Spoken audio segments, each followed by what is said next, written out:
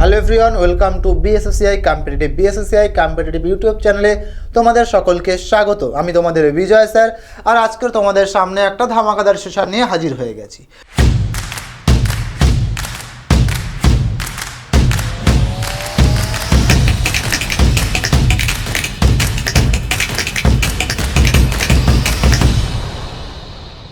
তোমরা সবাই জানো সামনের মাসেই তোমাদের কিন্তু পরীক্ষা হতে চলেছে, কারণ এসএসসি জিডির। তো সেই এসএসসি জিডিকে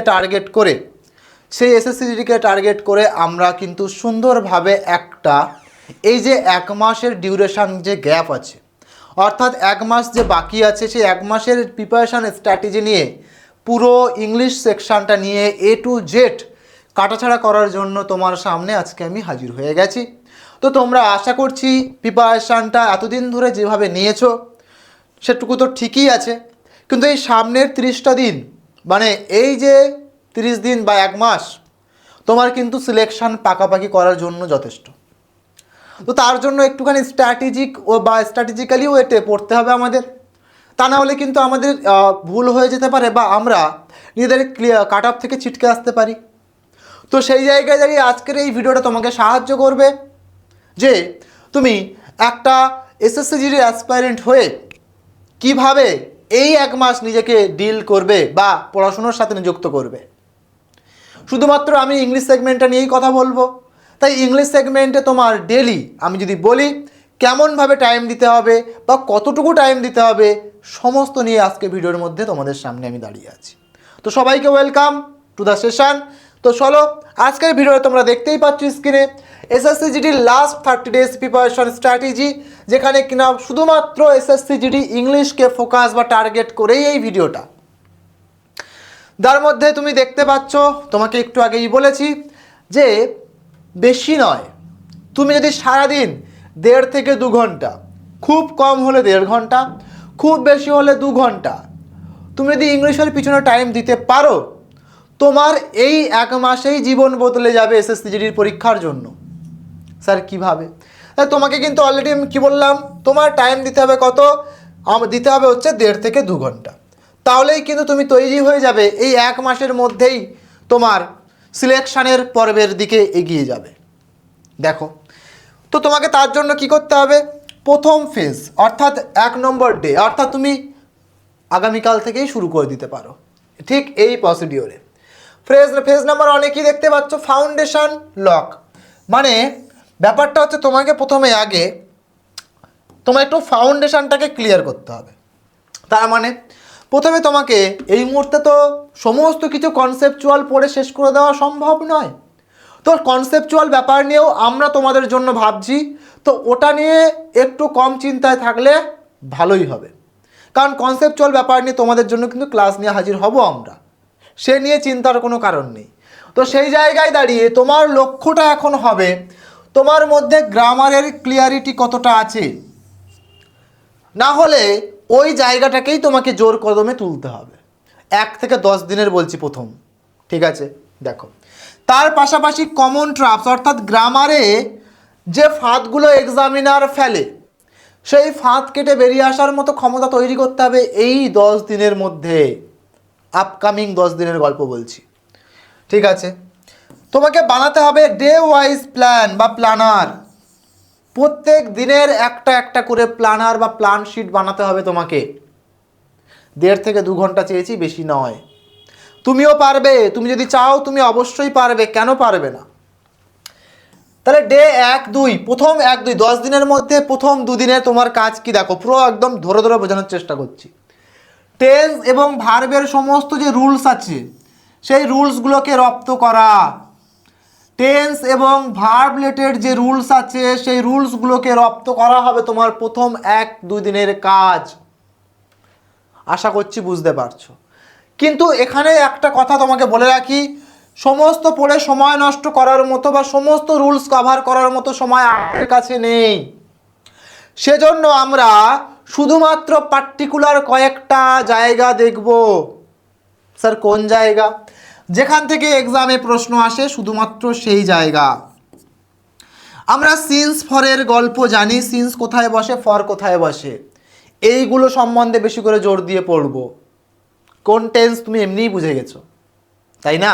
পরবর্তীতে দেখো ডিড এর পরে ভার্বের ফার্স্ট ফর্ম, শুধুমাত্র ডিড না, ডু ভার্ব যদি কখনো হেল্পিং ভার্ব রূপে সেন্টেন্সে বসে তখন তারপরে সর্বদা ভার্বের বেস ফর্ম বা ফার্স্ট ফর্ম হয়। তো এই রুলসটাও আমাদের কিন্তু জোর দিয়ে দেখে নিতে হবে। আর হ্যাডের পরে ভার্বের থার্ড ফর্ম, ঠিক আছে? তাহলে এই যে রুলসগুলো বললাম, বিশেষ করে সমস্ত রুলস তো আছে, কিন্তু আমি এই 3টে রুলস তার উপরে বেশি করে জোর দেব বা ফোকাস করব। পরবর্তী তুমি 2 নম্বর ডে এরকম চলে গেল প্রথম দুটো দিন, 3 নম্বর ডেটে তোমার ফোকাস হবে সাবজেক্ট ভার্ব এগ্রিমেন্টের উপর, যেখান থেকে পরীক্ষায় প্রশ্ন না এসে পারেই না। এরর কারেকশান, এরর ডিটেকশান ভীষণভাবে দেয়, এমনকি ভার্বের সেগমেন্টটাকে, ভার্বকে উড়িয়ে দিয়ে তোমাকে প্রশ্ন আসে।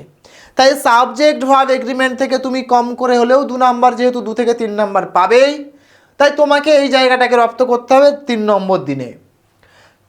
3 নম্বর দিনে যখনই রপ্ত করতে যাবে সেই জায়গায় ইচ, নাইদার, এভরিওয়ান, ঠিক আছে, বা কালেকটিভ নাউন রিলেটেড যে সমস্ত সাবজেক্ট ভার্ব এগ্রিমেন্টের মধ্যে সাবজেক্টগুলো আছে সেইগুলো তোমাকে কিন্তু বেশি করে ফোকাস করতে হবে। তুমি বুঝতেই পারছো আমি কি বলতে চাইছি। অর্থাৎ তুমি জানো ইচ, আইদার, এভরি, নাইদার, ঠিক আছে, এদের পরে যদি অফ টপ থাকে, যাই থাকুক এরা সব সিঙ্গুলার হয়, এদের পরে সিঙ্গুলার ভার্ব বসে। এই রুলসগুলো বুঝতে পারলাম? বা তুমি যখন জানো না যে পুলিশ তারপরে ইজ হবে নাকি আর হবে, পুলিশ কিন্তু অলওয়েজ প্লুরাল ভার্বকে নেয়, পুলিশ ওয়ার্ডটা অলওয়েজ প্লুরাল। তাই তারপরে আমরা কি বসাবো, তুমি এবার নিশ্চয়ই বুঝতে পেরে গেছো, আজ ছাড়া কিছু বসাবো না, মানে প্লুরাল ভার্ব বসাবো। ক্লিয়ার? পরিষ্কার? তো এই জায়গাগুলোকে দেখতে হবে। কালেকটিভ নাউন আছে, সেই কালেকটিভ, যেমন জুরি, দেখো এখানে একটা ওয়ার্ড দেখছিলাম, এই যে জুরি আছে, এই যে জাজেদের গোষ্ঠীদেরকে জুরি বলা হয়। সেন্টেন্স পড়ে তোমাকে বুঝতে হবে সেন্টেন্সটা কি কোনো মেম্বার্সের রেসপেক্টে ইউজ করা হয়েছে নাকি গ্রুপের রেসপেক্টে। যদি গ্রুপের রেসপেক্টে হয় তাহলে সিঙ্গেল ইউনিট সিঙ্গুলার ভার্ব, যদি দেখি যে মেম্বার্সের রেসপেক্টে তাহলে প্লুরাল নাউন প্লুরাল ভার্ব অবশ্যই হবে যদি প্লুরাল হয়ে থাকে। পরিষ্কার ব্যাপার, আশা করছি বোঝাতে পারছি। এই রকমের রুলসগুলো তোমার কিন্তু বর্তমানে খুব হেল্পফুল হবে, বা এর থেকেই প্রশ্ন পরীক্ষাতে পাবে। আশা করছি বোঝাতে পেরেছি, আশা করছি ক্লিয়ার করতে পেরেছি। আর একটা কথা, নিউজ দেখলেই মনে হবে প্লুরাল, লাস্টে এস আছে, কিন্তু না, এ অলওয়েজ সিঙ্গুলার এবং এরপরে সিঙ্গুলার ভার্ব বসে, এবং এ অবশ্যই আনকাউন্টেবল। কি বললাম? এ অবশ্যই আনকাউন্টেবল। তাহলে এরপরে কি হয়? অবশ্যই সিঙ্গুলার ভার্ব বসে। আশা করছি মনে থাকবে। চলো, ডে নম্বর 4, তৃতীয় দিনের কাজ শেষ। 4 নম্বর দিনে তোমার প্রিপারেশান লক্ষ্য বা কী হওয়া উচিত। দেখো 4 নম্বর দিনে তুমি পড়বে আর্টিকেল বা ডিটারমিনার্স। তো সেইখানটা আর্টিকেলসটা বা আর্টিকেল বা ডিটারমিনার্সটা লক্ষ্য করতে গেলে সবচেয়ে বেশি ইম্পর্টেন্ট যে জায়গাটা হচ্ছে, তোমরা ভুলটা করে বসো সেই জায়গা। তোমরা শূন্যস্থানে যে পরে যে ওয়ার্ডটা থাকে সেটা দেখো ভাওয়েল আছে না কনসোনেন্ট আছে দেখেই বসিয়ে দাও না। তুমি যখনই পড়বে বা এইটা করবে, এই টপিকটা করবে, তখনই তুমি দেখবে সাউন্ডটা কি আছে, ভাওয়েল আছে নাকি কনসোনেন্ট আছে, ইউরোপিয়ান আছে, ইউরোপিয়ান কি তাহলে এ বসবে নাকি অ্যান বসবে। তুমি বলো স্যার ই আছে মানে ভাওয়েল, তাহলে অ্যান বসবে না, একদমই নয়। ইউরোপিয়ান ইউটা ইউ এর মতো উচ্চারণ হচ্ছে এবং সাউন্ডটা কনসোনেন্ট চলে আসছে, তো যেহেতু কনসোনেন্ট চলে আসছে তাই জন্য ওখানে কী হবে, এই হবে। আশা করছি বোঝা গেল। সাউন্ডের ওপরে বেস করো, হোটেল, হো হো ও, দেখো ভায়োল সাউন্ড আসছে তাই তার আগে অ্যান হবে। আশা করছি বোঝাতে পারছি তোমাদেরকে। ক্লিয়ার? চলো, তো সেই জায়গায় দাঁড়িয়ে এই জায়গাটা কিন্তু আমরা 4 নম্বর দিনের মধ্যে করব। ওকে, চলো 5 নম্বর দিনে কি করব, যেগুলো হচ্ছে মোস্ট ইম্পর্টেন্ট প্রিপোজিশন, সেই প্রিপোজিশনগুলোকে কিন্তু ফোকাস করো। সব কিন্তু করতে বলিনি বাবু, একদমই নয়। তো বেশিরভাগ ক্ষেত্রে তোমার দেখা গিয়েছে এসএসসির দিকে মানে সেন্ট্রাল লেভেলে ফিক্সড প্রিপোজিশন কিন্তু প্রায়শই দিতে দেখা গিয়েছে। তাই আমরা জোরপূর্বক বা বেশি করে জোর দেব ফিক্সড প্রিপোজিশনের উপরে। ওকে, আর একটা ওয়ার্ডস উইথ ডিফারেন্ট প্রিপোজিশন, এটাও দেখে রাখবো। মানে এক একটা ওয়ার্ড সে অন্য প্রিপোজিশনকে যেমন নেয়, তাই কিনা বলো। যেমন তুমি ধরো বললে ডাই, এই যে ডাই একটা ওয়ার্ড, এরপরে কত প্রিপোজিশন নেয় তুমি জানো? ডায়ের পরে অফ বসে, ফ্রম বসে, ঠিক আছে, ইন বসে, ঠিক আছে, ডায়ের পরে কি বসে, ডায়ের পরে তোমার ফর বসে। তো এই দেখো একটা ওয়ার্ড একটা প্রিপোজিশন নিচ্ছে 4টে। তো এই ধরনের প্রিপোজিশনগুলো তোমার কিন্তু দেখতে হবে। আশা করছি প্রিপোজিশন রিলেটেড তোমাকে ক্লিয়ার করতে পেরেছি। বাকি দেখো 10 দিনের মধ্যে 6 নম্বর ডেতে তুমি কি করবে, 6 নম্বর ডেটে তুমি ভয়েস চেঞ্জ নিয়ে কিন্তু প্রিপারেশানটাকে চালাবে। অর্থাৎ তোমার ভয়েস চেঞ্জ করার সময় একটা জিনিস মাথায় চলবে, শুধুমাত্র কি টেন্সের কোনো পরিবর্তন হয় না, টেন্সের কোনো পরিবর্তন হয় না, ব্যাস। ঠিক আছে, মাথায় রাখবো এইগুলো। এবং অ্যাক্টিভ থেকে প্যাসিভ বা প্যাসিভ আছে না অ্যাক্টিভ আছে চিনবো কীভাবে, যদি দেখি বি ভার্বের সাথে V3 আছে তাহলে পরিষ্কারভাবে বুঝবো সেটা হচ্ছে প্যাসিভ ভয়েস। যদি বি প্লাস V3, বি বলতে আমি বলতে চাইছি am, is, are, was, were, be, been, being, এই যে ওয়ার্ডগুলো, ঠিক আছে, এইগুলো যদি কখনো তুমি দেখো এইগুলোকে বলা হয় বি ভার্ব। তো এই বি ভার্ব যদি থাকে তারপরে ভার্বের থার্ড ফর্ম, সেটা প্যাসিভ ভয়েস। ক্লিয়ার? এভাবে চিনতে পারো, তাহলে তুমি সেন্টেন্স থেকে বুঝতে পারবে পরবর্তীতে। 7 নম্বর দিনে করছো কি ন্যারেশন চেঞ্জ। দেখো আমি কিন্তু বলছি না একদম ডেপথে গিয়ে, জাস্ট ওপরে ওপরে যেটুকু, তুমি নতুন কিছু পড়তে যাওয়ার দরকার নেই, যেটুকু বলছি শুধুমাত্র সেটুকুই প্রিপারেশন করে যাও, দেখে যাও, তুমিই পারবে।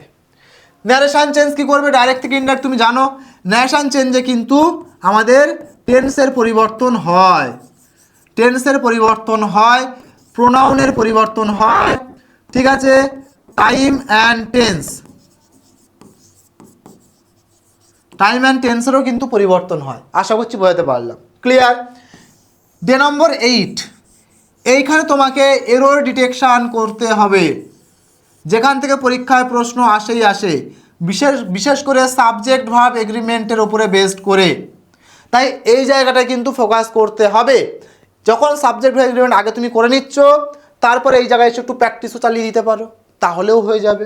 ওকে, 9 নম্বর দিনে কি করবে, ভোকাবুলারি তোমাকে নিয়ে পড়তে হবে। সেখানে সিনো অ্যান্টো তোমরা সবাই জানো, এই দুটোকে জোর দিয়ে দেখতে হবে। যে কোনো ওয়ার্ড তার যদি তুমি সিনোনেম জেনে যাও, অ্যান্টোনেম তুমি নিজে থেকেই জানতে পেরে যাবে, বুঝতে পেরে যাবে। কি বললাম, বোঝাতে পারছি? বলো। যেমন বেনেভোলেন্ট একটা ওয়ার্ড, বেনেভোলেন্ট, বেনে মানে কি গুড, ভালো, তার যদি অ্যান্টোনেম বলে তুমি কি করবে, বেনেভোলেন্ট মানে কাইন্ড, তুমি সব জানো, দয়ালু, তার মানে ভালো রেসপেক্টে বলছে, গুডের রেসপেক্টে বলছে, তাই না? এবারে মেলেভোলেন্ট যে একটা ওয়ার্ড, ঠিক আছে, তার প্রথমে দেখো মাল, MAL আছে, ওই যে মেলেভোলেন্টের মাল দেখেই বুঝলাম মাল মানে নেগেটিভ, ব্যাড, তার মানে ওইখানে হয়ে গেল ওটা আনসার, অ্যান্টোনিম বলেছে। এইভাবে তুমি আগে ওয়ার্ডগুলোকে দেখো, বোঝো, নিজের মতো করে ট্রিক্স বানাও, নিজের মতো করে মনে করো। আর যদি তোমরা আমার ক্লাস করে থাকো, তোমরা নিশ্চয়ই জানো ভোক্যাবস আমরা কেমনভাবে শিখি, কেমন ট্রিক্সের মাধ্যমে শিখি, তাই তোমাদের আশা করছি সেইটুকু দেখলেও হবে। ওকে, চলো পরবর্তীতে আসছি ইডিয়াম। 10 নম্বর দিনে ইডিয়াম নিয়ে তুমি পড়াশোনা করছো, ইডিয়াম অ্যান্ড ফ্রেজেস, তার পাশাপাশি ওয়ান ওয়ার্ড সাবস্টিটিউশন একসাথে, ঠিক আছে। ওয়ান ওয়ার্ড আর ইডিয়ামস মনে থাকে না, তাই না? এগুলো আমরা গল্পের মাধ্যমে শিখেছি বহু, তাই না? হ্যাঁ কি না বলো? সে মনে পড়ছে তো, এ রেড লেটার ডে পড়িয়েছিলাম। চলো যাই হোক, তাহলে এরকমভাবে গল্পের ছলে, গল্পের মাধ্যমে আমরা মুখস্থ কি মনে রাখার চেষ্টা করব।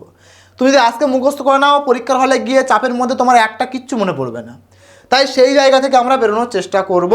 ওকে, এইবারে আমাদের আপাতত এই 10 দিনের মধ্যে সমস্ত টপিকগুলো আমি কাভার করে ফেললাম। পরবর্তী দিনের দিকে যাব, এই জায়গাটায় এবারে আমার শুরু হবে লড়াই, কার সাথে? কোশ্চেনের সাথে আমার।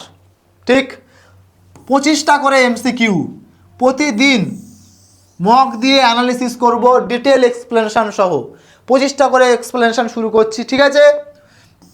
এখানটায় পুরোপুরি যে আমার অনেক থিওরি জানতে হবে বা এই সম্বন্ধে অনেক কিছু জানতে হবে, একদমই না। শুধুমাত্র কোশ্চেন দেখবে আর উত্তর, কেন এগুলো হলো না, কেন এটা হলো, ব্যাস এটুকুই, ঠিক আছে? আশা করছি বোঝা গেল। ফেজ 2 অর্থাৎ তোমার 2 নম্বর স্টেপ এবার যাচ্ছে 10 দিনের পরবর্তীতে। তার মানে দিন নম্বর কত? 11 থেকে 20 দিন, মানে বাকি 10 দিনের প্রিপারেশান। SSC GD প্যাটার্ন, ঠিক আছে, তুমি দেখতেই পাচ্ছ, মাস্টারি যেটা আছে আমাদের ডেলি প্র্যাকটিস করতে হবে। তার মানে এবার তোমার কি করতে হচ্ছে, মাস্টার লেভেলে প্রস্তুতি নিয়ে তুমি এবার কি করতে যাচ্ছ, লড়াই করতে, কার সাথে? প্রশ্নের সাথে তোমার। তাহলে কি করবে সেখানে, মানে সেই সময় ডেলি প্র্যাকটিস করতে হবে তোমাকে। ডেলি মিনিমাম 30টা করে মিক্সড MCQ পার ডে 30টা করে মিক্সড MCQ তোমাকে প্র্যাকটিস করতে হবে। গ্রামার প্লাস ভোক্যাবস টুগেদার, একসাথে গ্রামারের সাথে ভোক্যাবসও প্র্যাকটিস করতে হবে। কোন জায়গাটাকে তুমি বেশি করে ফোকাস করবে যদি বলো, আমি তোমাকে সাজেস্ট করব এই জায়গাগুলোকে, হার্ডলি, রেয়ারলি, বেয়ারলি, স্কেয়ারলি, এদের পরে when fixed, fixed, no sooner, as soon as, এদের পরে then fixed, not then, THEN, not then, THAN fixed, ঠিক আছে। প্রেফারের পরে জুনিয়র, সিনিয়র, ইনফেরিয়ার, প্রেফার, এদের পরে টু ফিক্সড, ঠিক আছে।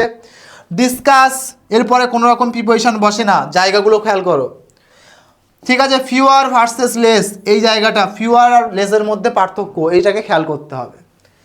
ডে নম্বর 13, অর্থাৎ এইখানটায় তোমরা দেখতে পেলে 11, 12 দুটো দিন এরকমভাবে তোমার চলে গেল। 13 নম্বর দিনে গিয়ে তুমি কি করছো, প্রথম নিজে ইংলিশের ওপরে পুরো মক টেস্ট দেবে। ডে নম্বর 16 কি করছো, সেকেন্ড ইংলিশ মক টেস্ট দিচ্ছ। 19 থার্ড ইংলিশ মক টেস্ট দিচ্ছ, মানে তোমার এবারে মক টেস্ট দেওয়া শুরু হয়ে গেছে। শুধু মক টেস্ট দিলে হবে না, মক টেস্টগুলোকে অ্যানালিসিস করতে হবে, না হলে কিন্তু তুমি পিছিয়ে পড়বে। তোমার ভুল কোথায় হচ্ছে তুমি জাজ করতে পারবে না যদি না অ্যানালিসিস করো। কি বললাম বোঝা গেল? চলো, তাহলে তোমার রুলসগুলো দেখতে হবে, কোথায় তোমার মিস্টেক হচ্ছে, কনফিউশন এরিয়া কোনটা সেটাকে মার্ক করতে হবে, ঠিক আছে। ভোকাবুলারি গ্যাপ বা ভোকাবুলারির মধ্যে কোন জায়গায় তোমার সবচেয়ে উইক মনে হচ্ছে সেইটাকে জোর দিতে হবে, ওকে। বাকি দিন অর্থাৎ 27 নম্বর ডে পর্যন্ত, অর্থাৎ ডে নম্বর 21, 21 থেকে 27 তোমার অ্যাকিউরেসি দেখবে আস্তে আস্তে বুস্ট হতে শুরু করেছে। তখন এবার তোমার কি করতে হবে, জাস্ট রিভিশন বা রিভাইজ করতে হবে, শুধুমাত্র রিভাইজ করতে হবে। যে জায়গাগুলো গ্রামারে ভুল হওয়ার জায়গা, সেই জায়গাগুলোর উপরে বেস করে ফোকাস করে জোর দিতে হবে। ইডিয়াম অন ওয়ার্ডের উপরে জোর দিতে হবে। এরর দেখতে হবে PYQ বেসড, অর্থাৎ PYQতে যেভাবে এরর এসছে, যে জায়গাগুলো থেকে এরর এসছে, সেই জায়গাগুলোকে আমার এবার তখন জোর দেওয়ার পালা বা দেখার পালা। প্র্যাকটিস ডে নম্বর 20, তখন MCQ পার ডে কটা করে করতে হবে, 20টা করে, 20টা করে MCQ পার ডে করতে হবে। কি, ইজি লেভেল থেকে মডারেট লেভেল পর্যন্ত, ইজি থেকে মডারেট লেভেল পর্যন্ত কোনো রকমভাবে নতুন টপিক এই সময় এসে আমি আর শিখতে চেষ্টা করব না। যদি কিছু মনে হয় নতুন কিছু আমার শিখলে হতো, একদম প্রয়োজন নেই। যেটুকু বললাম এইগুলোর ওপর তুমি যদি ফোকাস করে 1 মাস প্রিপারেশনটা চালিয়ে নাও কায়দা করে, ঠিক আছে, তাহলে একটা জায়গা তোমার তৈরি হয়ে যাবে বাবু, এটুকু বলতে পারি। একটা জায়গা তৈরি হবে, এটুকু বলতে পারি। ফেজ 4, লাস্ট 3 days প্ল্যানিং কী হবে, ডে নম্বর 28 থেকে 30 এইগুলো তখন করবে তুমি। Do this idiom list revision, তুমি এতদিন প্র্যাকটিস বা পড়তে পড়তে যে ইডিয়ামের লিস্টগুলো বানিয়েছো সেইগুলো শুধুমাত্র রিভিশন করবে। ওয়ান ওয়ার্ড সাবস্টিটিউশন এক ঝলকে দেখবে সবগুলো, ঠিক আছে, ওয়ান ওয়ার্ড সাবস্টিটিউশনগুলোকে দেখতে হবে। 10-15 days warm up MCQ per day, অর্থাৎ প্রথমে যখন তুমি ওয়ার্ম আপ MCQগুলো করছিলে 10-15 দিনে, সেইগুলো তুমি পার ডে সেইগুলো একটু রিভিশন দেবে তুমি, ব্যাস। কি এড়িয়ে চলবো তাহলে স্যার, তোমার পরীক্ষা যখন তোমার গায়ের ওপরে, নতুন কোনো বই পড়ার কথা একদমই মাথায় আনবে না। হয়তো মনে হতে পারে তোমার কোনো বন্ধু বান্ধবী কোনো স্যার সাজেস্ট করতে পারে, এই বইটা একটু পড়ে নে, এই বইটা খুব ভালো আছে, আমি আও করে গিয়ে দেখতে যাব না, দেখি তো কী আছে বইটাতে বা পড়ি তো। এইটা সবচেয়ে বড় ভুল, যেটা এক্সামের সময় স্টুডেন্টরা প্রায়শই করি, একদমই করা যাবে না। Full marks on last day যেদিন তোমার পরীক্ষা তার আগে, তো সেই দিনে মোটামুটি তোমার একটা ফুল মার্ক দিতে হবে, ঠিক আছে। ওভার প্র্যাকটিস, ঠিক আছে। তো এই হচ্ছে ব্যাপার, তুমি আশা করছি বুঝতে পারছো। তাহলে অ্যাটেম্পট স্ট্র্যাটেজি তোমার এইবারে আমার সামনে তুমি দেখতেই পাচ্ছ। ভোকাবুলারি সেগমেন্টটা বেশি করে জোর দিচ্ছ তুমি, idiom and one word substitution, grammar rule based, ঠিক আছে।